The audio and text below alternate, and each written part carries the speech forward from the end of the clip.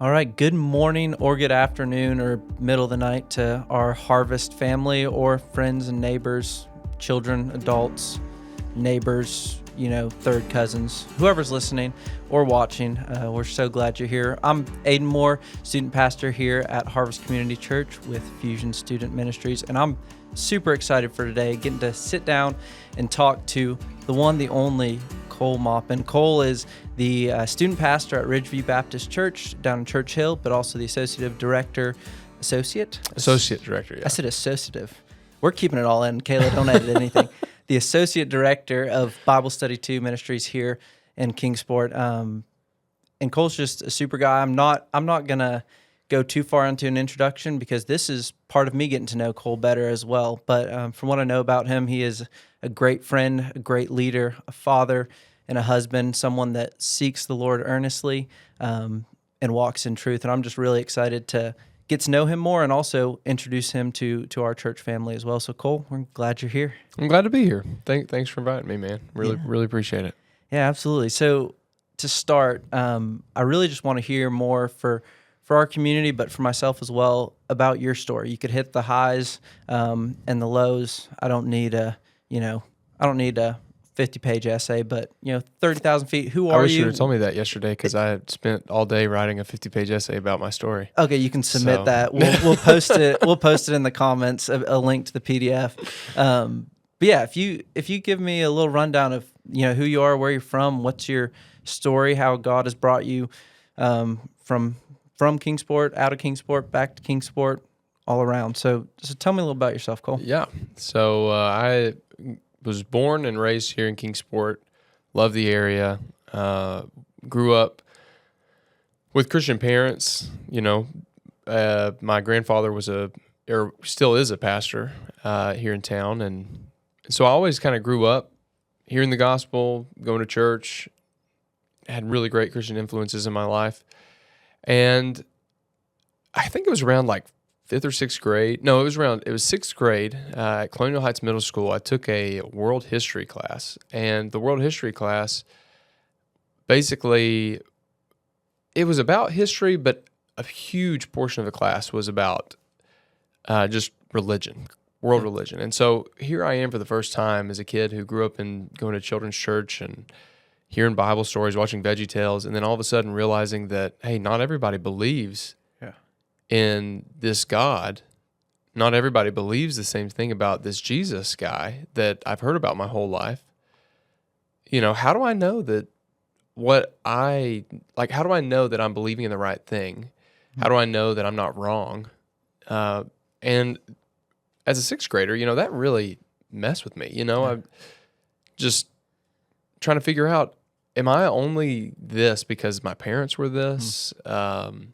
And so that really kind of put me on to this 2-year search. I was just horribly depressed every day for about 2 years in middle school. 6th and 7th grade, I really spent just, I guess, hungry for answers, and just wasn't really finding them in kind of this childhood Christianity that I had grown up in. And so I would say around the middle of 6th grade or right kind of going into 7th grade, I'd been struggling with this for about a year, talking with my parents, and, they had put me around some godly influences and had some really good conversations with pastors from around the community. And ultimately, I started to find answers to my questions.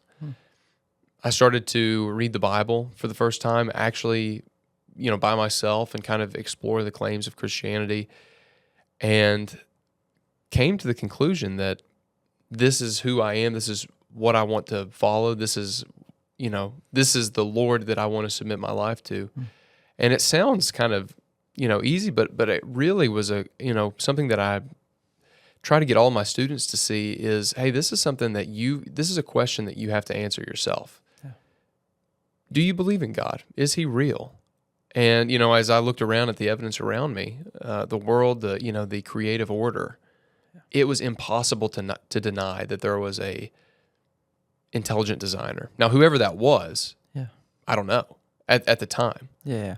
But I very quickly, if I had any inclinations toward atheism, it was very quickly changed to agnosticism very quickly. And so then I started to have to like analyze the claims of each world religion, you know? So it was like, how do I know if, Buddha or, any of the Hindu figures, how do I know that they're not right? Or how do I know that Jesus was truly the Messiah, when I was comparing Christianity to Judaism or even to Islam? How do I know? And so as a little sixth grade skeptic, I was going around to each little religion and trying to, find little pinholes where I could just kind of pop the balloon. And I tried to do that with Christianity and Judaism, and I couldn't. Yeah. The claims of the Bible, it logically makes sense, right? You've got this good God, fallen man, with a desperate need of a Savior. And so ultimately, I was able to kind of rationalize my way through all these other world religions and kind of come to a conclusion that this is nonsense. But when it came to the person of Jesus, I had to ask myself, who is this guy? Do I, and C.S. Lewis, is he liar, lunatic, or is he the Lord? Yeah. And ultimately, I had to come to the conclusion that he was the Lord. When you look at the resurrection, when you look at the church moving forward, I had to look at, kind of as I was comparing Christianity to Judaism, I had to say, this is the Messiah that was prophesied about all throughout the Old Testament. This is the solution to the problem that mankind has faced for, millennia. And so I came to that conclusion around the end of 7th grade. And then it was only in, I guess, the summer before my 8th grade year where I actually had to come to the conclusion. So not only do I logically believe who Jesus is, but do I want to submit to him as Lord, and do I want to repent of my sins and trust him to take those sins away? And so I remember it was like 3 a.m. In July, and I was just in my room just wrestling with my sin and trying to figure out, man, what does my eternity look like? And it was at that point where I, wrote down in this journal, confessed my sins to the Lord, and called out on, to Jesus, and he saved me. And from that day forward, I still occasionally would have, doubts or occasionally have things that I would have to wrestle through. But it's amazing to see from that moment where God grew me and took me and gave me peace about things that had plagued my heart for months and years before that. So ultimately found the salvation that Jesus offers, and truthfully, every day since then has been just a joy to follow him. Yeah. So that's a beautiful testimony, man. I mean, at such a young age. I mean, when I was in 6th grade, I was really mostly concerned if I had the best silly bands and trading those around. But really to go through that, deep exposition of your faith and take accountability and responsibility of making your faith your own and looking at it from an intellectual side, and then the follow-up of, the true heart change, experiential relationship with Christ. I think that is, what a beautiful testimony that is. I think to go back on my story, looking back at my life, I think mine was almost flipped, where I think that moment, A.W. Tozer talks about it a ton. There's two pieces. There is this head knowledge, right? And there's this deep logical understanding and scientific process of truth. And like you said, Christianity, the faith and belief in Jesus Christ as the way, the truth, and the life, that holds up to any scientific reasoning and logic, and you will, by means of deduction, get to that conclusion. So that's absolutely true, but there has to be an experiential, relational moment with Christ, where this is not just head knowledge, but this is true heart change.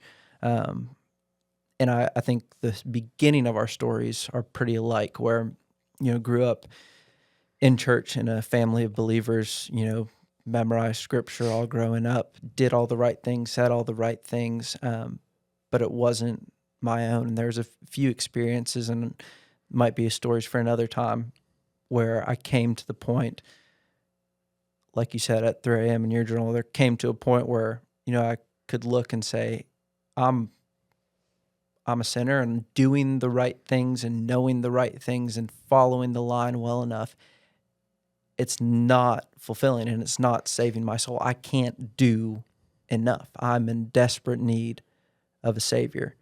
And when I gave my life to Christ, really, I think I, had those conversations and prayed those prayers as a kid. But when I really, end of middle school, kind of had that same time frame, had that moment where I made it my own, then I think the search began more on the logical side to fill in the pieces logically and examine each of those truth claims, where it's kind of like yours seems a little flipped, which is interesting. Do you remember a moment or a time that you'd kind of come to this conclusion, you'd gone through all of the scientific reason and studying, logically walked through it, but it was still head knowledge?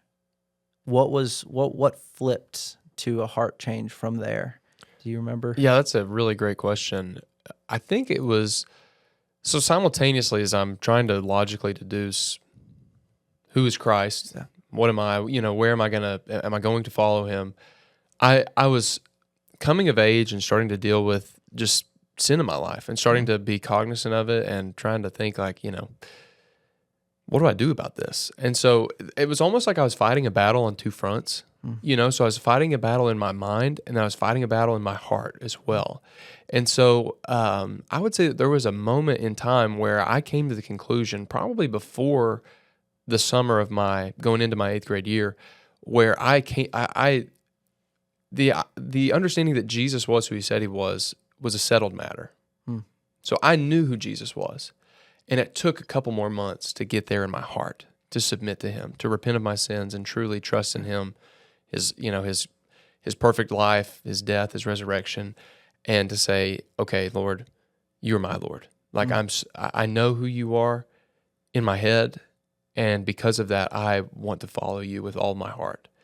And so it was at that moment where I really feel like the Lord, the Holy Spirit awakened my soul to, to walk in this new life that Christ gave me. And so, yeah, I would say that probably around then. Yeah. My brother has a very similar testimony. He didn't really have never really wrestled with the logical side. He kind of always knew.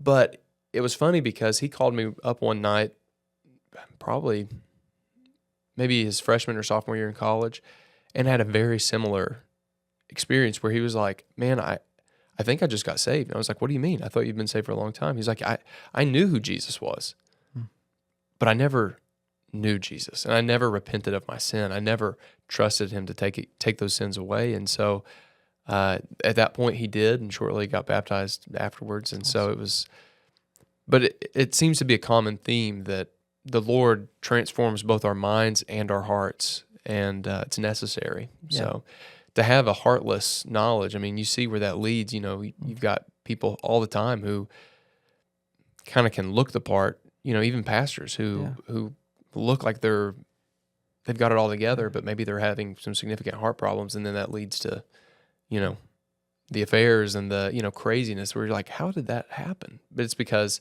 maybe even if they know in their head, it didn't take root in their heart, Yeah, that's huge. I think that's I think certainly an epidemic of this, and it's something that I've been challenged of and convicted of at times, where I think we can get so used to the head stuff and the action and the routines and rhythms of Christianity that, when you look in Revelation and the church in Ephesus, and this letter goes out, and he's saying, you hate the things I hate. All of your actions are superb, but you've forgotten your first love, right? And I think there's this, sometimes we become so conditioned and used to these patterns of our faith that we slowly lose the heart. But I think that's why it has to be a deep and continuous relationship with Christ that's growing and challenging, and there will be inevitably ebbs and flows and difficult seasons, but there has to be a constant connection and battle for your heart, because all the lights, all the cameras, the best songs, the best theological, doctrine-based teaching, the best exposition of your faith, all of that won't save you.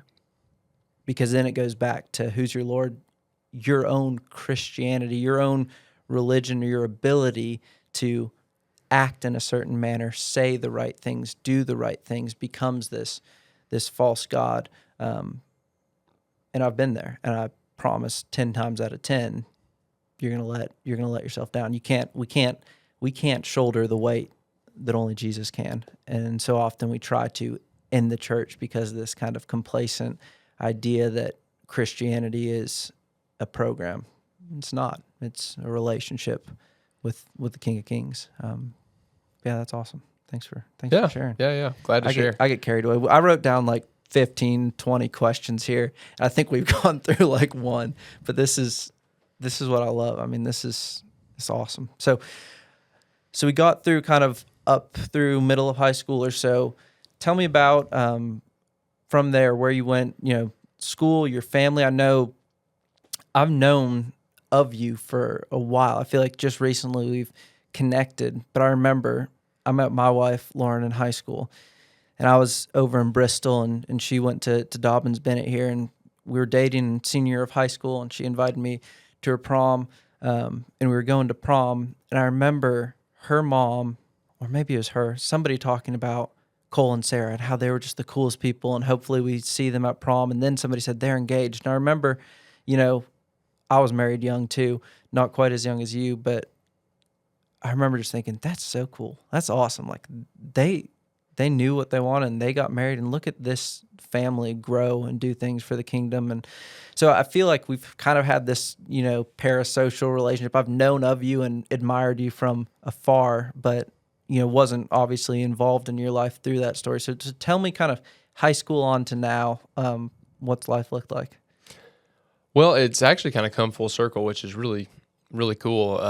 I shortly after I got saved, I got involved with a ministry called Bible Study 2, and a guy that had actually been very impactful in my dad's life, who had been very spiritual, kind of mentor for my dad, kind of became that to me. His name's Bob Seymour, and basically he not only was putting on this, weekly Bible study for middle school and high school guys, but, he gave me my first ESV study Bible.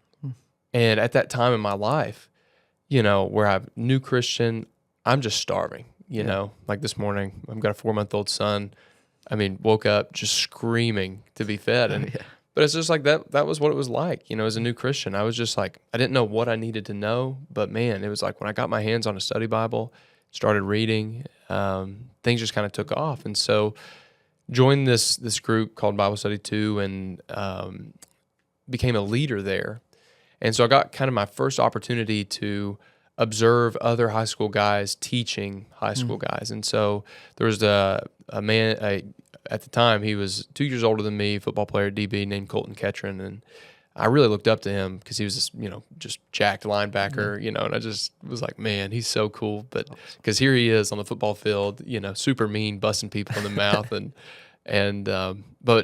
on, the day before a Friday night game, he's teaching a Bible study. And, his how he hated sin, and how he was fighting against it. It was like, man, this guy's really cool. So that was kind of my first experience with Christian leadership, I guess. And so I saw him teaching, I saw the fruit coming from it. And so I was like, I think I want to do this. And so I think after about 6 months to a year of watching him teach, I kind of took on a peer leadership role and started teaching. I guess by this time I had been a Christian for maybe 2 years. And so I started teaching guys, I remember going through series through, the first part of Revelation and, we did, series through the epistles. And so I was able to kind of start not only getting knowledge from Bob and from these other Christian leaders in my life, but to start distributing it to other high school guys, most of which didn't know the Lord. Because even though it's a Bible study, it primarily was and still is an evangelistic Bible study. It's meant for guys who don't know Jesus, and so we're trying to introduce the gospel to them. And so I did that up until about my senior year of high school, and that's whenever I had met my wife my sophomore year in high school, and we got married super young. It was the joy of my life. If you're listening to this and you are thinking about marrying young, do it. It's awesome. I co-sign that. Yeah, all day. There's people in our lives that were like, you shouldn't do it. Marriage is awful. And it's like, why would we listen to you? Yeah. Like you're telling us that this is awful. You've been through like 3 marriages, like maybe you're not the one that's supposed to give us advice. Yep. Like, I mean, but yeah, so it's great. So we got married shortly after, I guess it was my first year into college, and Sarah just graduated high school. And I went away, played football for a semester, and then I have a really close connection with a guy who was at the time the vice president of Delta Private Jets. And so I had been, basically I'd been wrestling with this idea: do I continue with Christian leadership? Do I continue down the road to pastoring? Or do I try to do something where I think I can make more money to support my, this dream of getting married young? And so I started pursuing this idea of becoming a pilot. I actually moved to Middle Tennessee State, and the day before my first flight, I was not chickening out. I was pumped. I was super excited. But that Bob Seymour guy that I was talking about from Bible Study 2 called me up, and it actually had happened a day or two beforehand, and he was just like, aren't you like wanting to be a spiritual leader? Like, aren't you wanting to pastor people? And I was like, well, yeah. And he was like, well, then why are you running? Why are you doing this? And in my heart, I'm like, because the Lord wants, like, I can't provide for my wife doing that. Yeah. Like, I want to make money, and I just truthfully was doubting that the Lord would provide for my family. I knew we wanted children, and so it's like we wanted good things. We wanted marriage, we wanted children, but yet I was taking those good things and idolizing something rather than following what the Lord was calling me to. And so the day before my first flight, literally we went to do the pre-flight inspection. It was a really cool experience. I had already made some friends in the aviation program, and I was pumped. Yeah. And that night, I got back to my apartment, and I don't use this lightly, but the Holy Spirit hit me like a ton of bricks. And I mean, I didn't audibly hear this, but it was so clear that if you go down this route, like, you will never have peace. You will never have the satisfaction because you're running away from what I'm calling you to do. Yeah. And within a moment, I mean, like, I had already made a ton of sacrifices getting down there to Middle Tennessee State and spent a lot of money, to pursue that. And I called Sarah up. We had been engaged for just a few months, and I called her up and I was like, hey, listen, sweetie, I'm sorry, but I can't do this. She had already like come with me on several visits and stuff, and, to see some of the aviation stuff. And it's like, sweetie, I've got to pursue ministry. Like, this is so clear to me that we will never have peace in our marriage unless this is what I'm doing. And, I'll never forget her sweet response. I mean, this has kind of been the just the story of our marriage. She was like, well, whatever you're doing, I'm following you. Let's do it. And so, came back, went to ETSU, finished up there. And then shortly after, that was such a major experience moving away. I hated it. Yeah. And, never wanted to leave Kingsport again. So we had been in Kingsport for about 2 years after we got married. And so I was like, yeah, if I do any more schooling or seminary, like, it's going to be online. Yeah.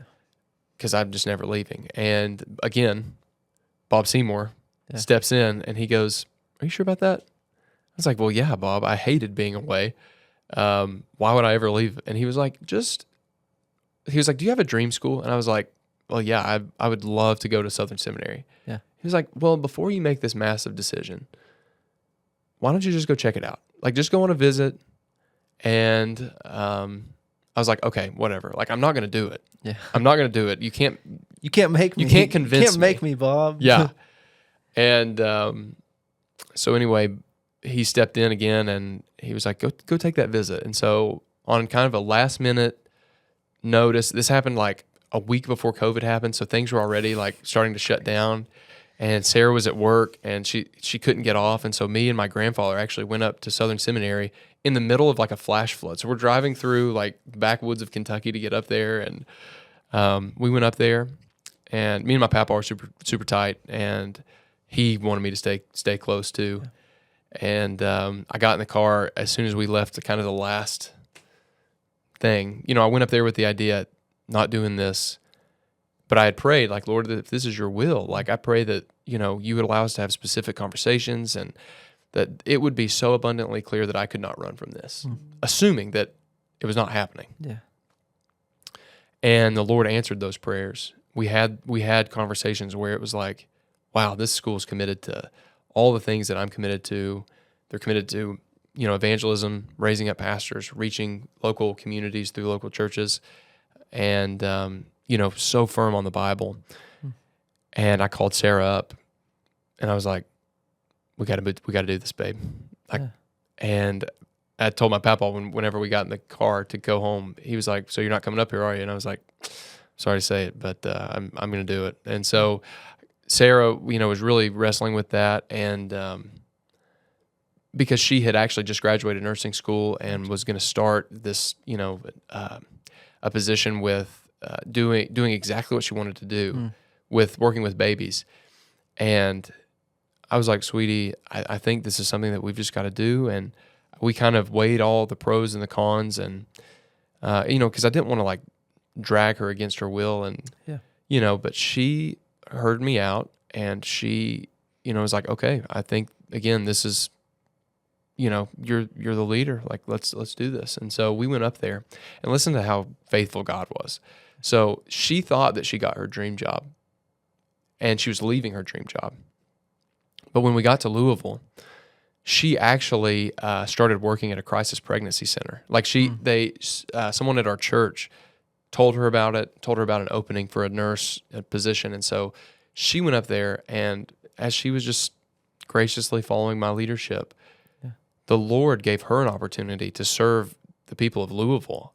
And like she was, literally in the middle of spiritual warfare every day, just people who were contemplating abortion, literally right next to an abortion mill. She had people come over, and she was able to do ultrasounds, let them hear their baby's heartbeats. Wow. And she got to show her how the Lord is using her and her heart and her giftings, and she just thrived. So she was doing that while I was in school, and so anyway, graduated.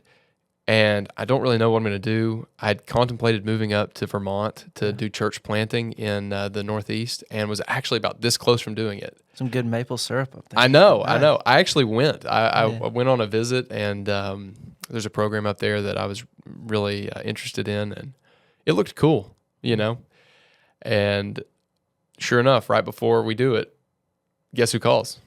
Bob Seymour. And he goes, hey, I've got a job opening for you, and I would love for you to come down and help with Bible study too. And it was one of those things where it was like, man, this ministry has impacted me so much.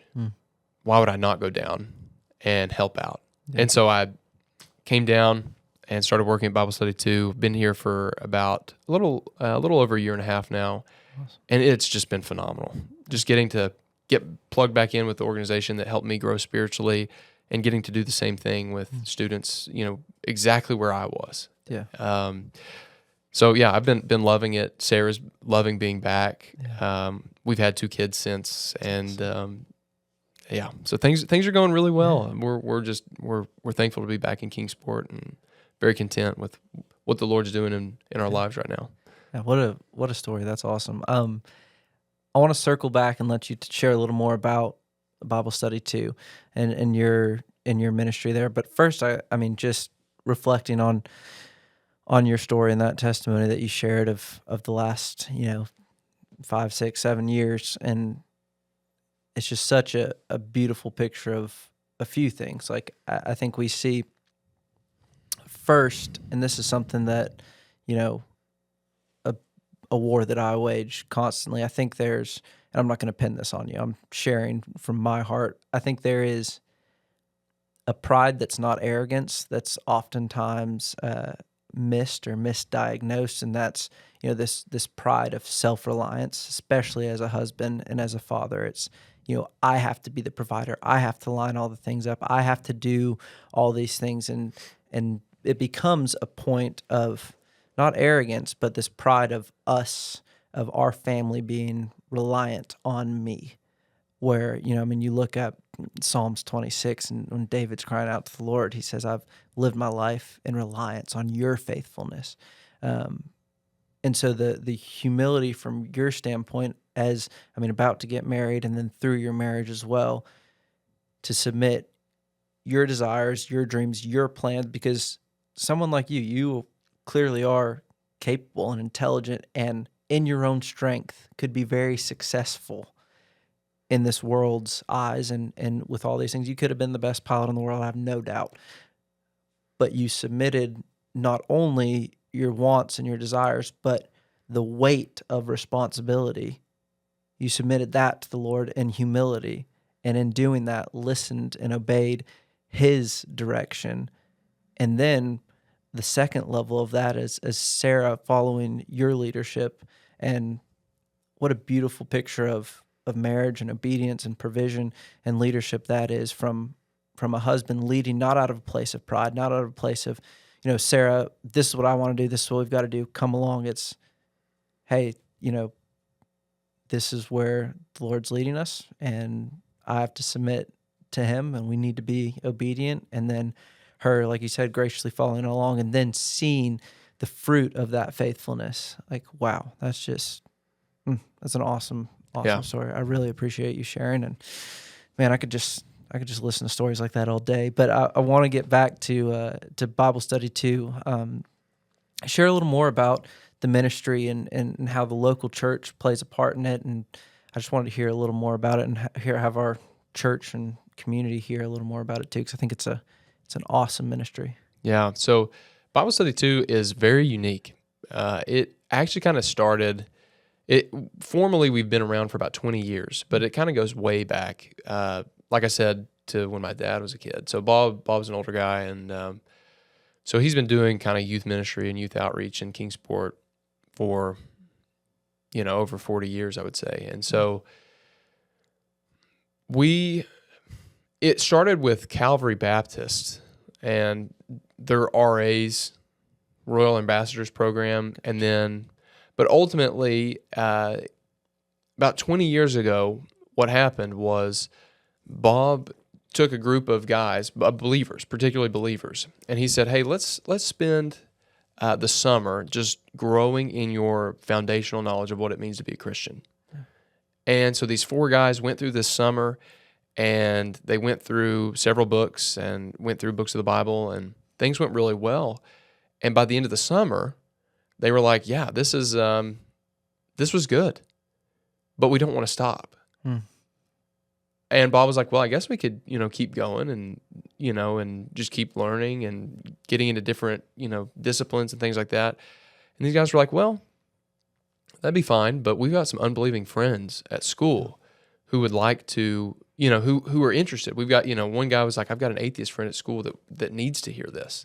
And so it quickly turned into this idea of, yeah, we need to know, but we also need to go. And so Bible study started with those 4 guys, but then as the thing kind of reconfigured to more of an outreach, to more of an outreach goal, they basically said, we need to call this not Bible Study 1 anymore, like Bible study. This is essentially new. It's Bible Study 2, you know, so it's Bible Study 2.0, essentially. Yeah. So a lot of people are like, why do you have Bible Study 2? Is there a Bible Study 1? It's like, well, there was, but it was like 20 years ago. And so Bible Study 2 is just stuck. And so it's just unique. So anyway, that's kind of been our drive ever since. We are primarily a outreach, local missions outpost that that's trying to come alongside kids who truthfully have no connection to the church, maybe who have no Christian parents, and we're trying to show them the truth of the Scripture. And it's been amazing to see what God's done over the years. I mean, I think in total we've had over 1,900 guys come through Bible study in 20 years. And to see it just continually, guys just show up. Even if they're not believers, they just continue to show up because they know that they need to hear the truth of the Word, and they also show up just because it's fun. You know, we don't have a ton of programmatic things that are going on. We've got a pool, we've got a basketball court, and guys generally just love that. They love doing pickup basketball in the pool, and you know, so things in that regard, guys just love it. And so, in around 2015, because we've been it's been a primarily like male ministry. It was just guys. Bob always had the conviction that the dynamics change when you have guys and girls together for specific, you know, times of focus. Like, there's no problem with having guys and girls together. They're together at school, they're together at church. They need to be together, but there's also a time just to say, hey, it's probably good that we have just some guy time, you know, or girl time. And so 2015, things were going really well. And some ladies that were involved with Bob and with Calvary, and they basically were like, hey, we need to do this for the girls. And so in 2015, they started basically what we called BSG, which is Bible Study Girls. And so it started to flourish. And so there was a time where Bible study, you know, for the boys was going, Bible study for the girls was going, and things were going really well. When I was in high school, I mean, we were having around 80 guys on a Thursday night, just crammed into this old house, and you know, for food and fun, and the girls had, you know, probably around 30 girls coming to just hear the word. I think they had more believers than we did in our group. But then COVID happened, and COVID really did a number to the ministry. And essentially we lost about 2 years worth of momentum. It killed the girls group altogether. Because all the girls who were involved by the time COVID was over, they graduated. And so essentially we were like, we've literally got to start over. And for the guys group, it would have probably killed the guys group too had Bob not started a middle school group right before COVID. Gotcha. And so, coming out of COVID, we had that middle school group that was coming up, and had still, you know, basically we lost connection to 2 classes worth of students. And so we had basically middle schoolers, and we had a couple of freshmen and sophomores, and that was about it.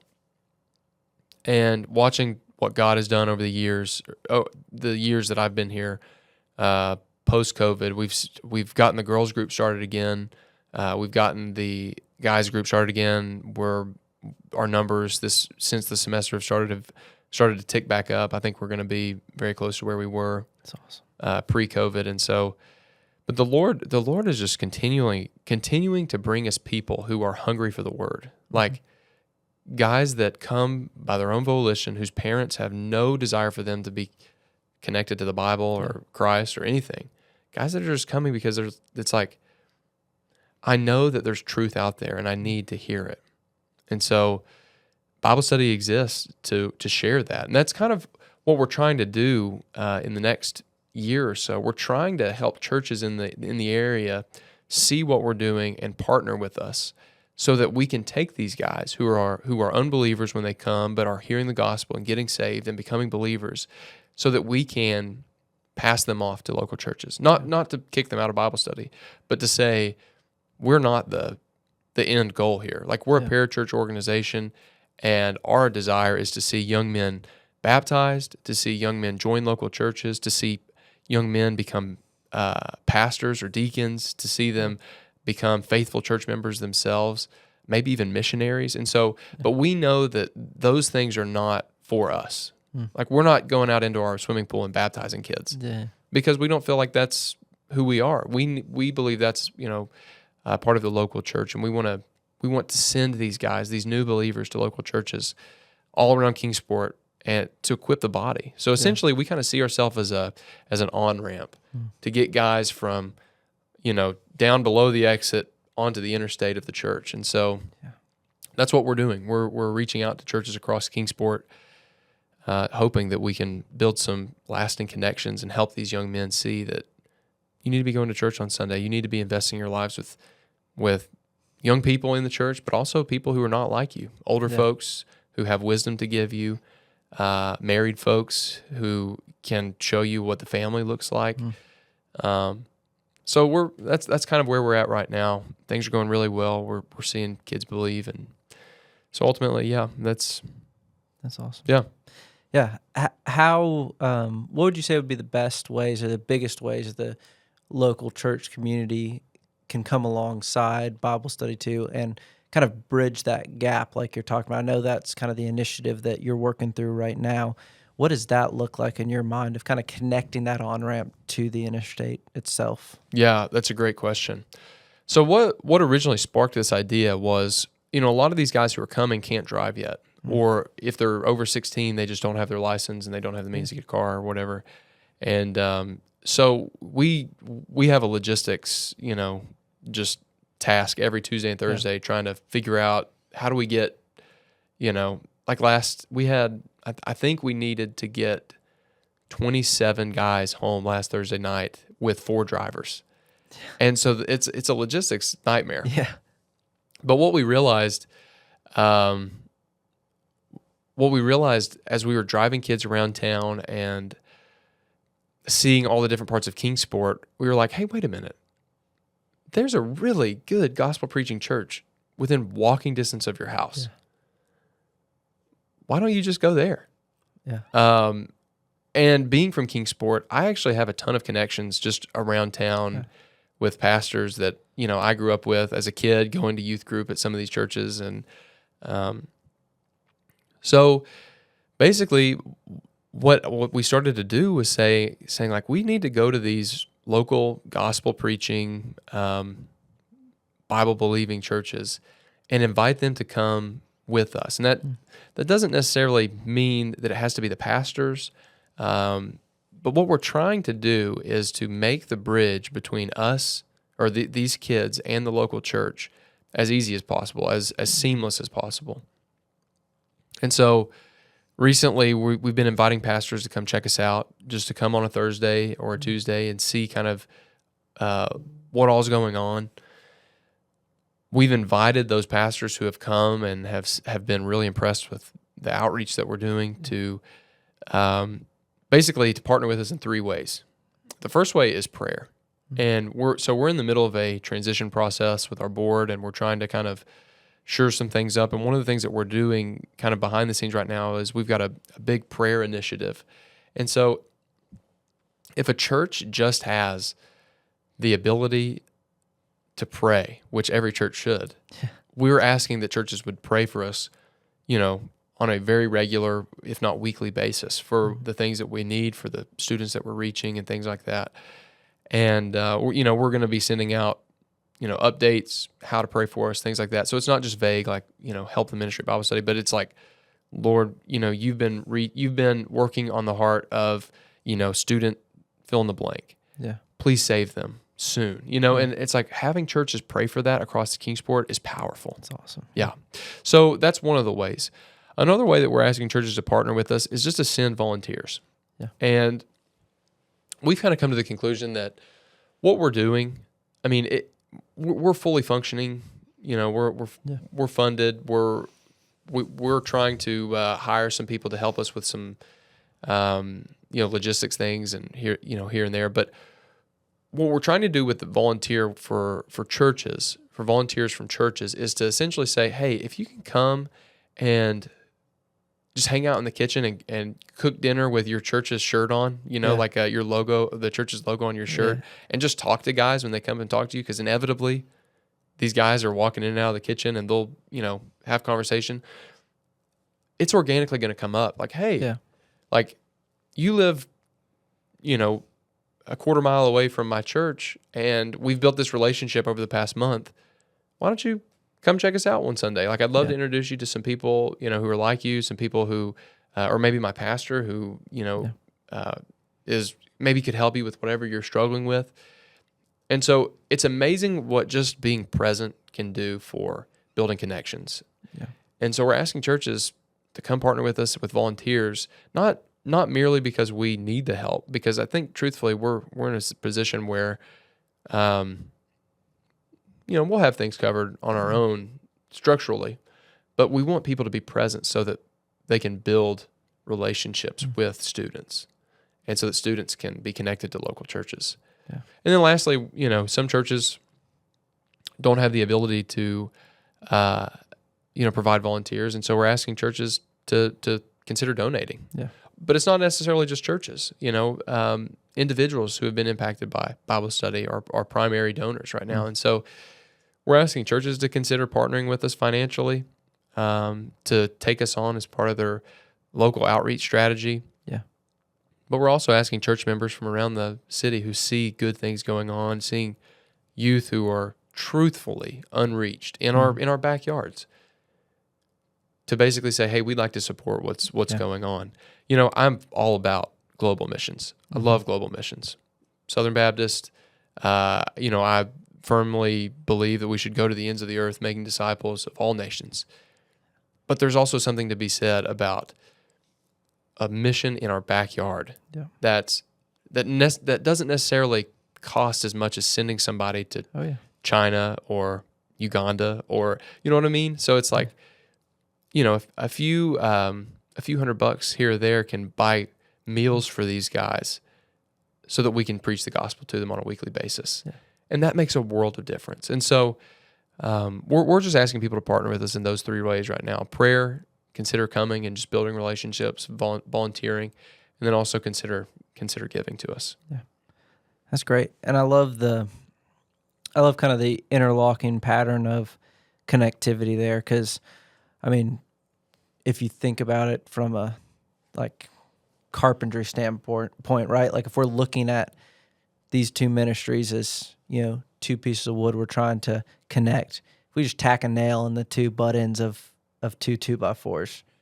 there's no real connection. But what we're talking about here, as far as you're coming here, talking with me, talking to our church family, we're, other churches and us and people there, this kind of reciprocal relationship. That's like a nice miter with some dovetails in it. Like, that's real strong connection that leads to that pathway being truly built for these students to go from, maybe never even hearing truth to experiencing the truth of the gospel, learning truth, learning community, and being connected to a church for their continued growth and spiritual walk. So that's really cool. I'm really excited about, Bible study too, and all that's going on with that ministry, and learning about it more is just making me more excited for it. So I really appreciate you sharing.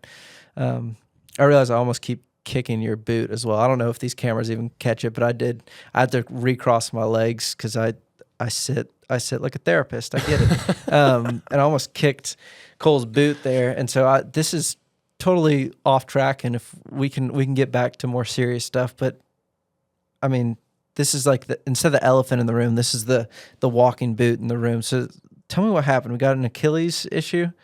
Yes. So trying to not get a dad bod after having two kids. And so it's been kind of a family tradition. We always run the Crazy Eights. And this year I was just super motivated. I was like, I'm tired of barely missing my goal. I'm going to really push it this year. And actually hit the place where I want to be time-wise. And I really pushed it. And I still didn't get it. But in the process of pushing it, I partially tore my Achilles tendon, and it's been brutal. But yeah, thankfully it's not a surgery or anything. I'm not gonna, as long as I let it rest, it's not gonna like Kirk Cousins or Aaron Rodgers on me. So what Cole's not telling you, because he's too humble, is he basically ran the Crazy Eights with a partially torn Achilles and still beat my time, which is not surprising.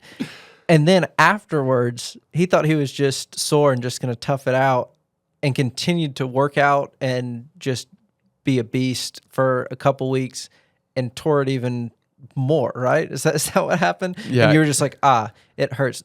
Achilles tears are like people are just usually laying on the ground in pain until someone comes helps them. But Cole's just like, it's fine. It just hurts. You call it tough. My wife calls it stupid. So it was there's a fine line, and yep, I get it. But I'm here to tell you you're tough, Cole. But Sarah, yeah, he's stupid. That's rough.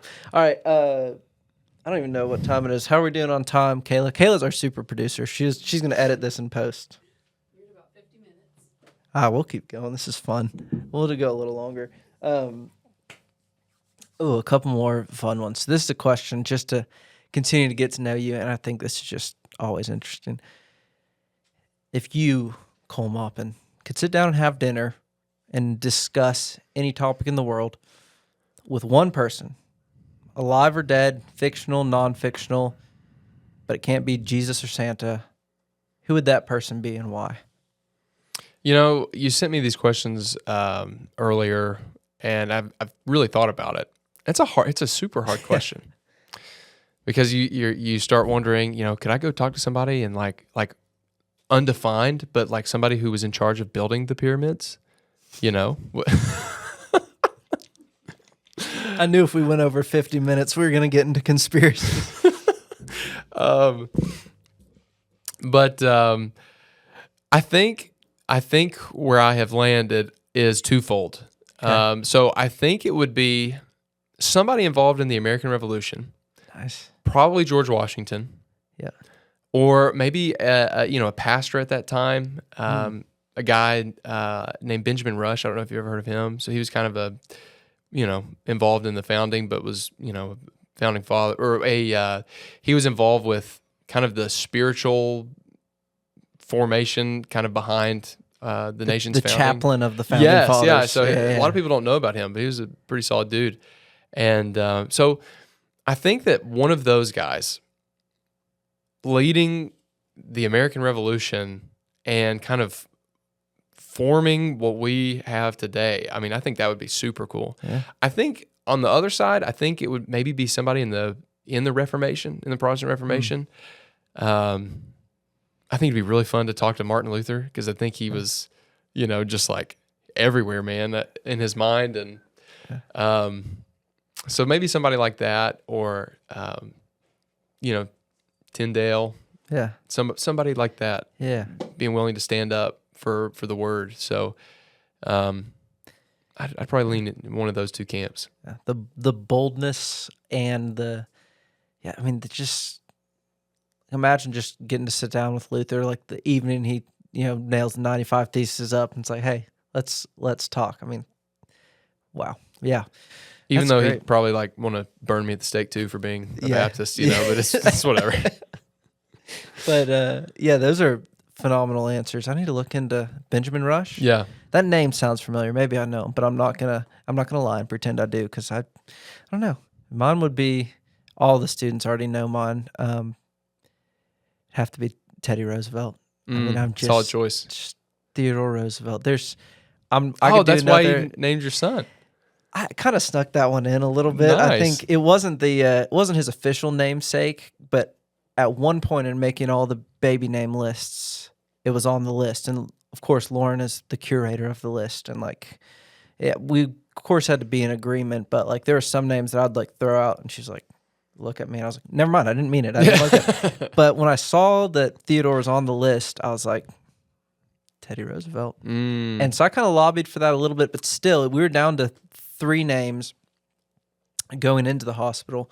And we're like, once we see him, we'll know. It was one of those where it's very against my nature to be that unprepared in some sense, but we had 3 names, and funny enough, we actually wrote them all on tennis balls and threw them out in the backyard to see which one my dog would get the day before we went to the hospital. And we were like, this isn't deciding the name, but we're just going to take a video of this, and this is going to be funny because when we look back, this is our dog's guess of what she thinks the name's going to be. And so we wrote all the names and threw them up in the air. And my dog sprinted to one, picked it up, and she never does this, drops it and goes gets another and brings it back. And sure enough, it was Teddy. No way. That's awesome. Yeah. And so that still obviously didn't decide it, but once he was born, Lauren and I both looked at each other right after he was born, and he was laying on her chest, and we're like, 1, 2, 3, Teddy. Yeah, that's what I thought. That's but, cool. but yeah, there's at least partial namesake with Teddy Roosevelt. I mean, I need to have Kayla. We can do a solo pod with me one time where if we just need extra content, where I can just sit here and talk about Teddy Roosevelt for like an hour or two, and you can animate some fun things in the back. That'd be fun. Add it in post. You could do some fun things with AI with that too. You know. Oh, Kayla? Can I AI interview Teddy Roosevelt? Okay, she's gonna set that up. So stay tuned. This has nothing to do with Harvest, but we love it. All right. We'll wrap up here, Cole. But last question, it's kind of twofold. You can pick yours. Any youth ministry hot takes or any crazy youth ministry stories you got to close us out? I'll go two. Okay. I'll go two. My hot take is this: students now are more ripe to hear the gospel than even our generation was, I feel like. Because when COVID hit, something happened with COVID. Like, a lot of people think that COVID was, the lockdown served like just to hurt students, right?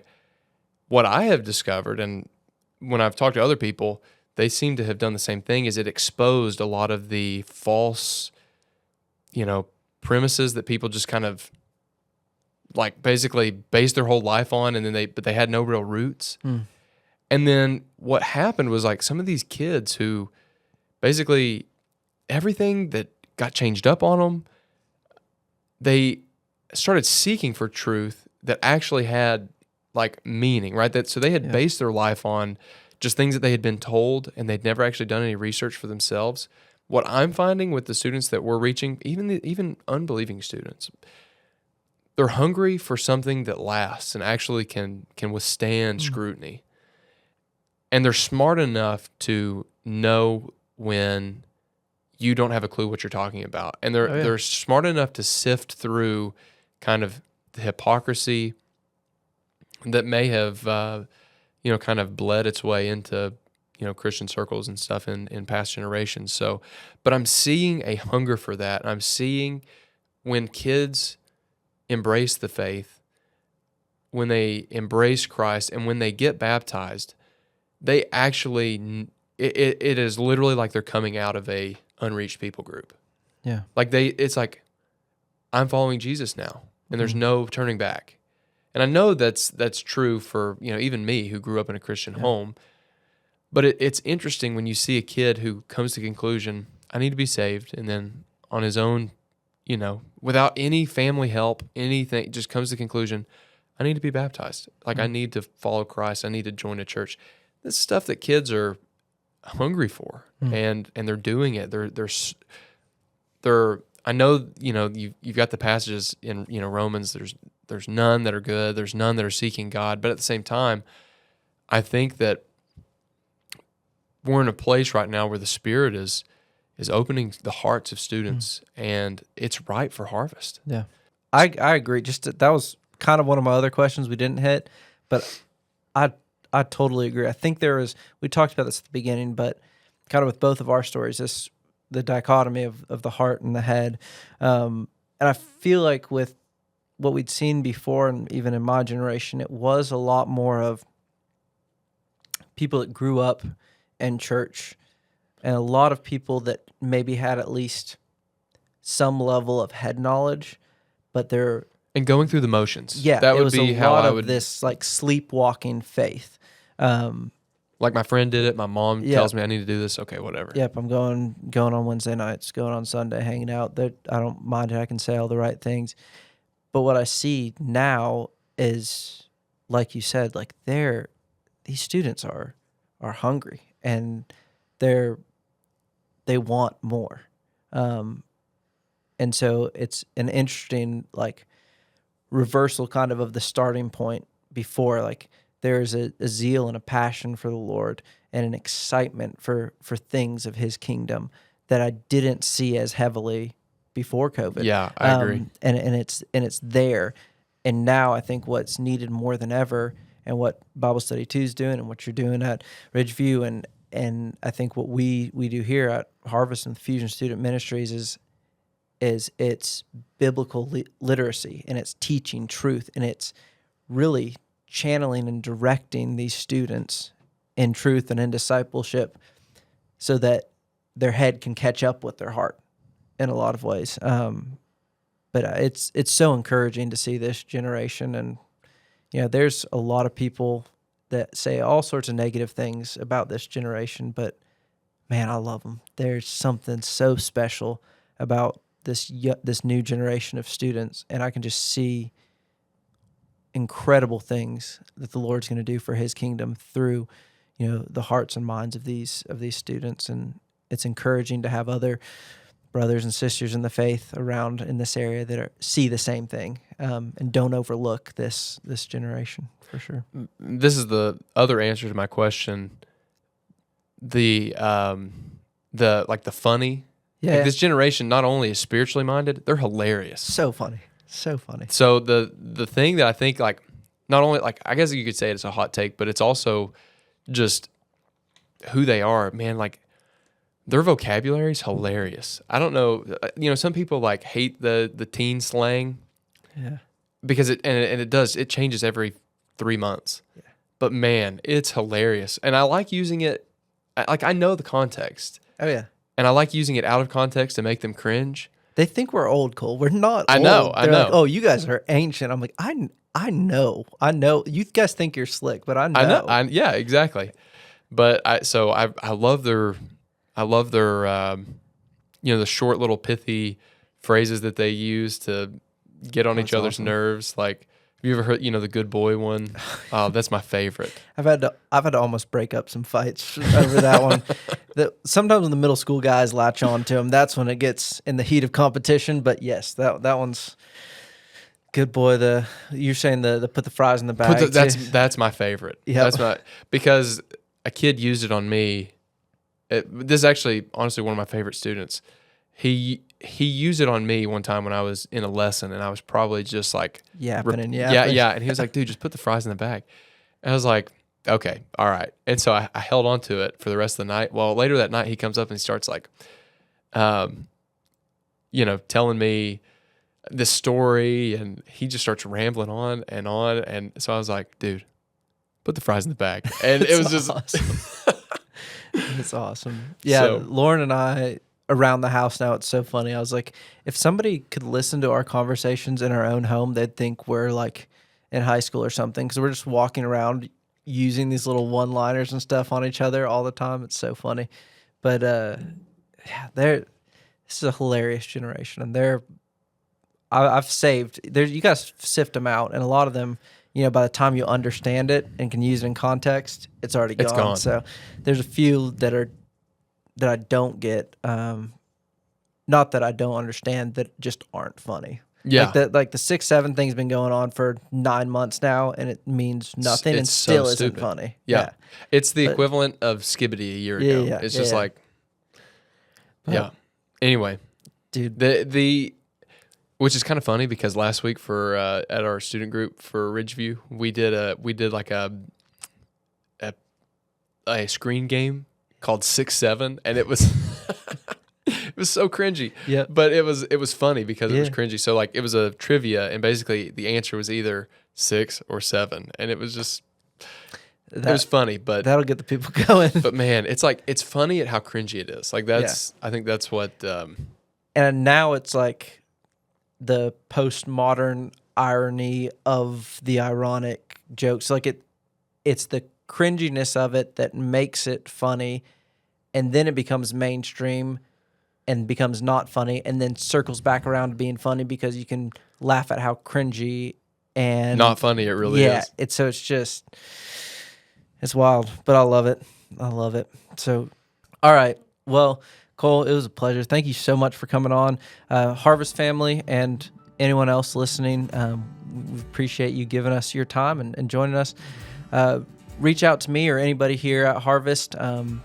with any questions, thoughts, if you want to get connected and look at ways to serve and volunteer with Bible Study 2, reach out to me or to Cole directly. We'll have some materials out. We also are really church as well. active. We have me and another guy on our board. We try to keep our Instagram just constantly flowing. So Plug the Instagram. yeah. Follow us on Instagram, and then also you can do it on Facebook too. Perfect. And but you could also message us on there. So if you're interested in volunteering or learning more, you can message us there. All right, so yeah, you don't need to go through me. Go direct to the source. Just use promo code Aidan sent me for 15% more blessings in heaven. That's not how this works. All right, thank you guys. We'll see y'all next time. Thanks again, Cole, for coming. Yeah, thanks for having me.